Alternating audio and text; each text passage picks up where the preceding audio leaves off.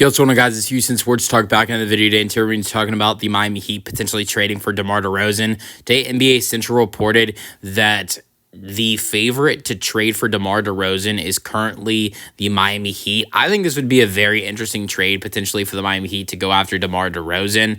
It would be a great way to add in to what they've got right now with Tyler Hero and Bam Adebayo. I don't think Andrew Wiggins would be a guy that would be involved in this deal. So you add in DeRozan next to Wiggins and Hero and Bam, and that'd be a great group. And then by adding in the 6-time All-Star, three-time All-NBA, DeMar DeRozan, a guy who's really clutch, has finished not this year, but the two previous seasons in Chicago in 2023-24 season, 2022-23 season, was top 3 in clutch player of the year voting in both of those seasons in 2023-24 and 2022-23.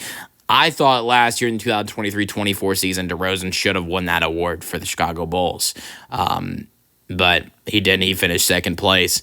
But, with adding his 22 points per game that he provided this year for the Kings to that Miami Heat team as another all-star who can score next to Hero and Bam, I think it'd push the Heat from being a potential. Right now, you see them as like a play-in team, because you got to fight to get into the playoffs and then be a 7 or 8 seed and then lose in the playoffs. Lose in the playoffs and get crushed in the first round. I could see DeMar DeRozan if Miami added in DeMar DeRozan, I could see them switching from being a team that is fighting to be in the play-in and has to fight in the play-in and be a 7 or 8 seed to a team that could potentially be the 6 seed or maybe the 5 seed. Look, I think next year in the Eastern Conference, the one thing I'm going to point out with the Eastern Conference next year is right now it looks like if the Bucks trade Giannis, they're a team that was in the top 6 in the Eastern Conference last year. If the Bucks trade Giannis, I don't see the Bucks being top 6 in the Eastern Conference anymore.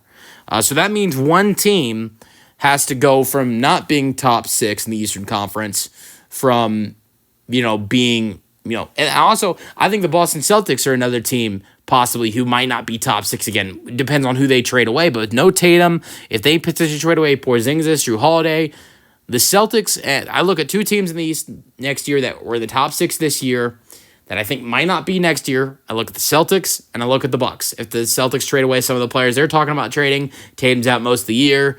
The Bucks, if they trade away Giannis, Dame's out most of the year.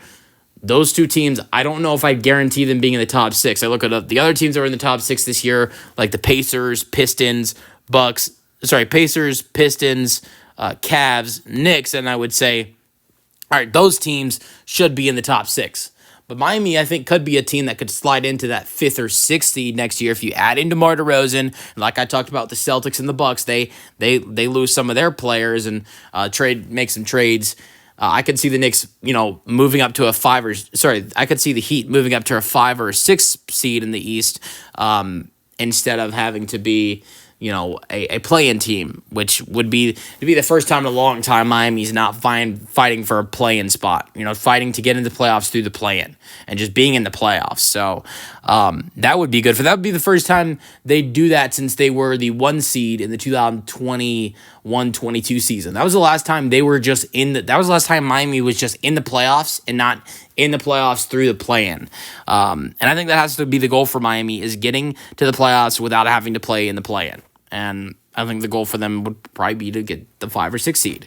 But DeMar DeRozan, I think, would be a great addition. What do you have to give up for him is the question. Here's what I think. If you're Miami, you tell Sacramento, here's what we'll give for DeMar DeRozan. You offer Terry Rozier. They could really use a point guard. They traded away Darren Fox. Malik Monk, I think, is really good. But here's the thing with Malik Monk. I think Malik Monk is best playing off the bench, and I think he's more of a shooting guard than he is a point guard. So you could add in Terry Rozier, who last year in 64 games, 23 starts, 25 minutes per game, averaged 10.6 points per game. Last year, averaged 20 points per game in the 2023-24 season with 6 assists per game, 4 rebounds per game. He's been a guy that can start in the past for playing when playing for Charlotte. He could be a solid addition for Sacramento. So I think Terry Rozier, and then you offer Nikola Jovic, who's a really solid young player.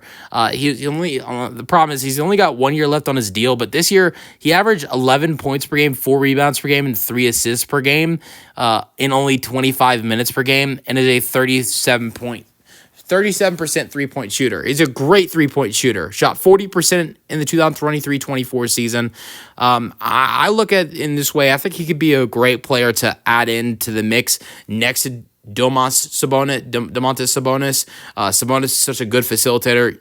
Jovic is such a good three-point shooter. He could be an extra shooter for Sabonis to get the basketball to.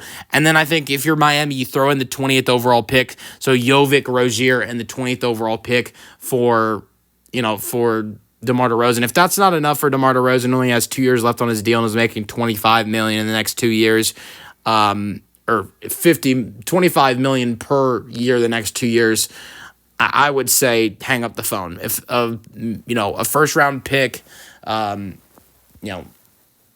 really nice young player who's only just finished his third season of his career and is a great shooter, plus a good point guard that can give you good minutes, is not enough for DeMar DeRozan. I would say that maybe Miami should hang up the phone. Let me know your thoughts on this potential trade in the comment section, and peace out.